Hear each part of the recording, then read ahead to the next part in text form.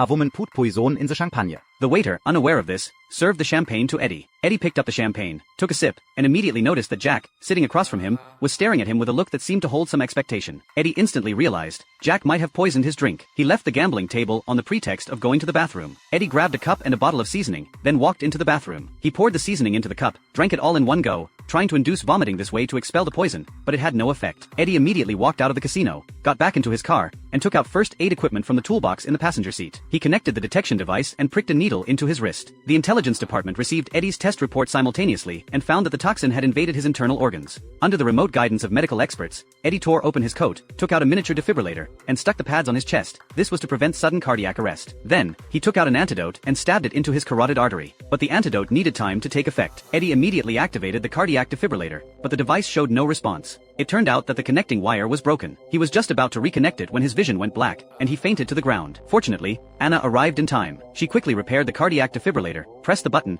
and Eddie finally regained consciousness. Eddie is an excellent agent. A few days ago, he received a mission. Jack had sent someone to blow up the airport. Based on the clues provided by his colleagues, Eddie found the thug who was trying to blow up the plane. However, the thug was very alert. After evading Eddie's pursuit, he changed into a security guard uniform in the locker room, deliberately damaged the alarm system to create chaos and sneak in, and then took the opportunity to steal a security guard's pistol. The thug also hijacked a police car and went to a fuel tanker. He hung a miniature bomb on the tanker and then took out a mobile phone remote control. When Eddie caught up, the thug had already driven the tanker towards the plane. Eddie quickly jumped onto the tanker and fought with the thug. In the end, Eddie was arrested by the police as a suspect. When the thug pressed the remote control, he found that the bomb had long been moved to his own waist by Eddie. Because Eddie disrupted Jack's plan, his boss lost a lot of money. Jack had to set up a gambling game in the Royal Casino, hoping to win back the lost money. Jack was worried that he would disrupt the plan again, so he asked that woman to put a deadly poison in Eddie's wine glass. Eddie, who knew nothing about it, drank that glass of wine. Fortunately, Anna arrived in time, and he was able to escape danger. Seeing Eddie appear again, Jack knew that the plan had failed again, so he ordered his men to kidnap Anna.